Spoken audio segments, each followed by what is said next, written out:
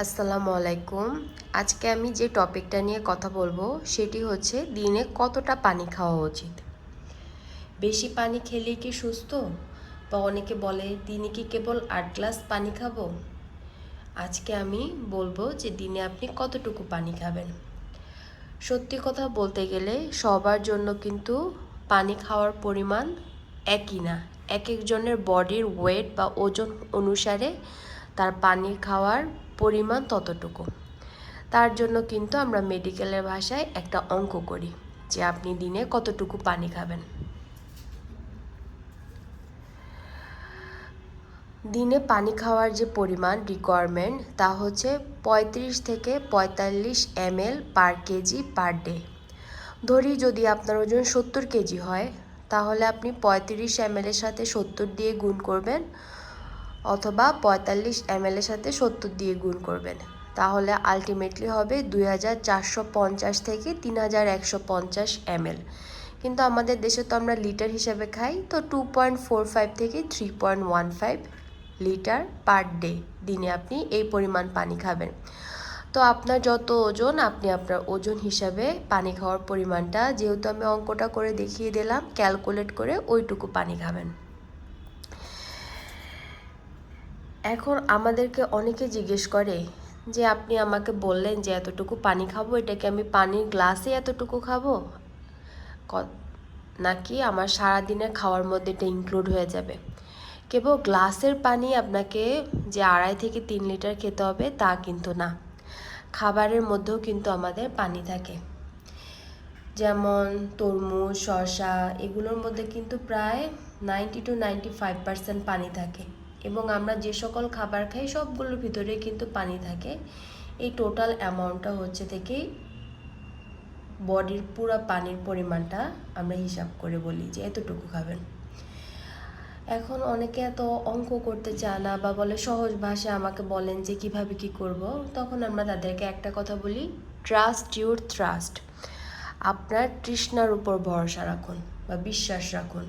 তৃষ্ণা লাগলে পানি পান করুন। একটা প্রাপ্ত বয়স্ক সুস্থ মানুষের ক্ষেত্রে তৃষ্ণা, আবহাওয়া, শারীরিক পরিশ্রম, স্বাস্থ্যগত অবস্থার উপর পানির চাহিদা নির্ভর করে।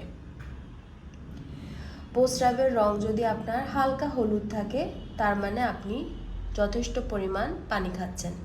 কিন্তু প্রস্রাব যদি গাঢ় হলুদ হয়ে যায়, তার মানে আপনি পানি কম খাচ্ছেন। আর প্রস্রাব যদি একদম সাদা হয়ে যায়, তার মানে আপনি পানি বেশি খাচ্ছেন।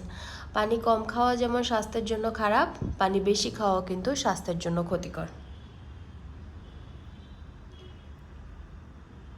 এবার আমাদেরকে অনেকেই জিজ্ঞেস করে থাকে, রাতে ঘুমানোর আগে কি 1 বোতল করে পানি খাবো? এটা আমরা কিন্তু ডিসকারেজ করি।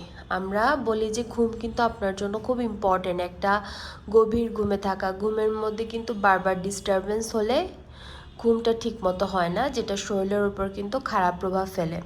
এখন ধরেন আপনি যদি রাতে ঘুমানোর আগে 1 বোতল পানি খাইলেন, তাহলে তো আপনার বারবার রাতে প্রস্রাব পাবে, আপনার ঘুমটা ডিস্টার্ব হবে। এই জন্য আমরা বলি যে আপনি ঘুমানোর 2-3 ঘন্টা আগে পানি খাবেন, রাতের দিকে বেশি পানি খাওয়ার দরকার নেই। তৃষ্ণা লাগলে পানি খাবেন। অনেকে আমাদেরকে বলে পানি কি ওজন কমায়? পানি কিন্তু কোনো ওজন কমায় না, কারণ পানির মধ্যে কোনো ধরনের ক্যালোরি বা শক্তি নেই। কিন্তু আপনি যখন পানি খাবেন, অনেকটুকু পানি খান, তখন কি হয়, আপনার পেটটা ভরা থাকে। আর পেট ভরা থাকলে খাবার খাওয়ার ইচ্ছাটা একটু কমে যায়। তো এই কারণে আমরা কম ক্যালোরিযুক্ত খাবার খাই বা কম ক্যালোরির খাবার গ্রহণ করি পেট ভরা থাকার কারণে। এই কারণে ওজনটা কমতে থাকে।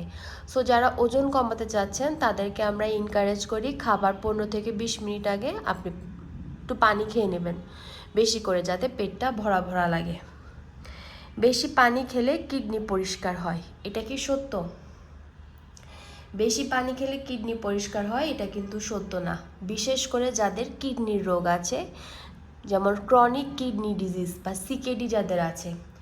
ধরেন সাপোজ আমি যদি সহজ ভাষায় বলি, আপনার কিডনি কিন্তু ভালো মতো কাজ করছে না, এর উপরে আপনি এক্সেস বেশি বেশি করে পানি খাচ্ছেন। এই পানি তো কিডনি দিয়ে বাইরে বের হতে পারবে না প্রস্রাব আকারে। এই পানিটা শরীরের ভিতরে জমে যাবে, শরীরটা ফুলে যাবে, শ্বাসকষ্ট হয়ে যাবে, ইভেন আপনার ব্লাড প্রেশারও বেড়ে যেতে পারে। এই জন্য সিকেডি বা কিডনি রোগী যারা আছে বা যাদের শরীরে ফোলার বারবার শরীর ফুলে যায় বা যাদের হার্ট ফেলিওর আছে তাদের কিন্তু অবশ্যই আমরা একজন নেফ্রোলজিস্টের শরণাপন্ন হতে বলি এবং তিনি তাদেরকে নির্ধারণ করে দেয় আপনি কতটুকু পানি খাবেন। আজকে এতটুকুই। আমি ছোট্ট এই ভিডিওর মাধ্যমে আপনাদের কিছু গুরুত্বপূর্ণ নলেজ শেয়ার করার চেষ্টা করেছি।